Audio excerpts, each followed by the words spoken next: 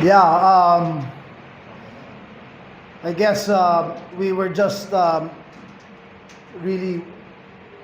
CMAC got tired of Justin just eating his lunch. So another 50 piece by Justin today, but CMAC was able to stay in step with him, and I think that's basically the key. Our goal really is to keep them up below 100. We had a chance the last game, 98 all at the end of regulation, but we missed that game-winning shot. But like we said, our discussion yesterday, hey, we're down 3-2, but we had game 5 in our hands. We just were not able to make that shot. So we told ourselves not to get discouraged, that if we really focus on playing defense, then we can stop this team. So in our board today, pre-game, we put there 96 minutes. We put the number 96 encircled in a heart. And we said, let's play the best 96 minutes of our lives. And now all we've done is get through the first half.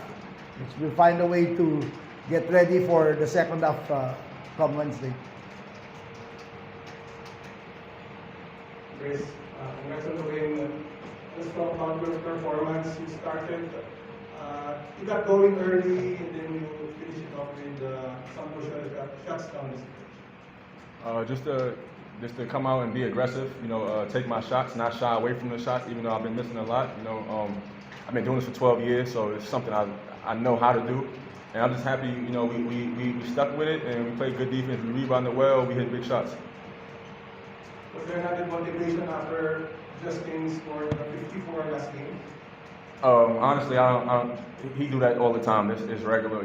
My motivation and the team's motivation, I think it was bigger than basketball. For me, it's the two kids that lost their life that never get the opportunity to do this. So that was my motivation. But the job's still not finished.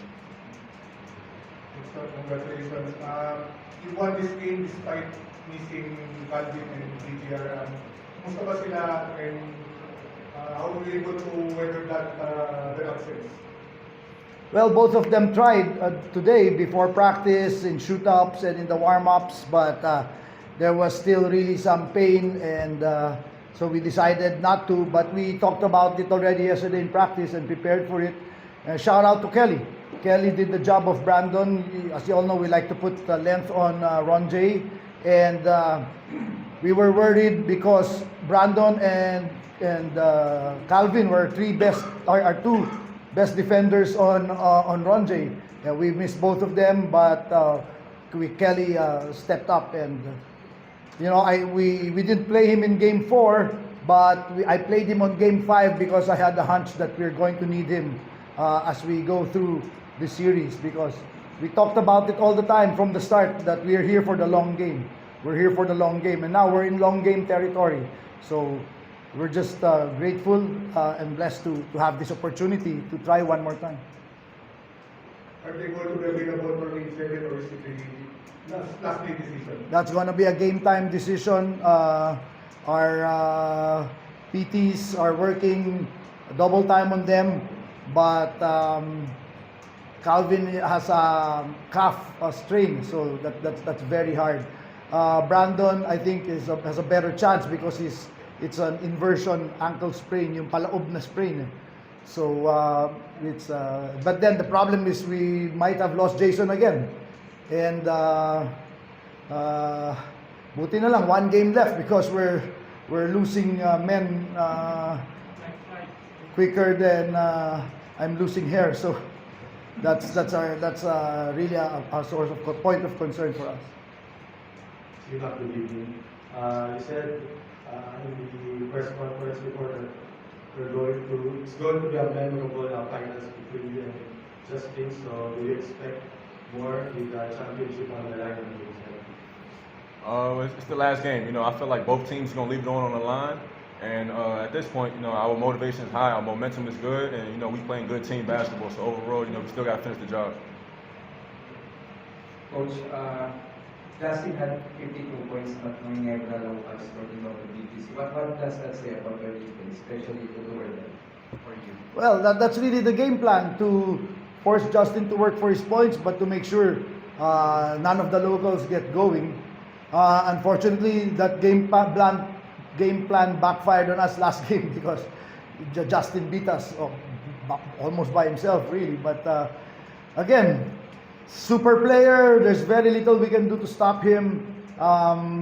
So our best bet really is defending the others. Coach, you've been here before, downgrade to force ng team and kamusta yung comfort level ng team or you about pulling off this comeback game? Yeah, after we lost the overtime game the last time, obviously we were pretty down in the dugout, but I reminded them we've been here before. We've been here before, we know how to do this, and my only message was to clear their minds, clear their hearts, and just put their best foot forward. And whatever happens, happens. But like I said, we're prepared for 96 minutes. Now there's another 48 to be played. Those 2 days off, I'm sure you'll be working hard in those 2 days, but how you choose that with injuries and It works both ways. It allows our injured guys to recover, but it also allows their guys to rest and recover. So in this situation, I already said it before, it's really a battle of attrition. And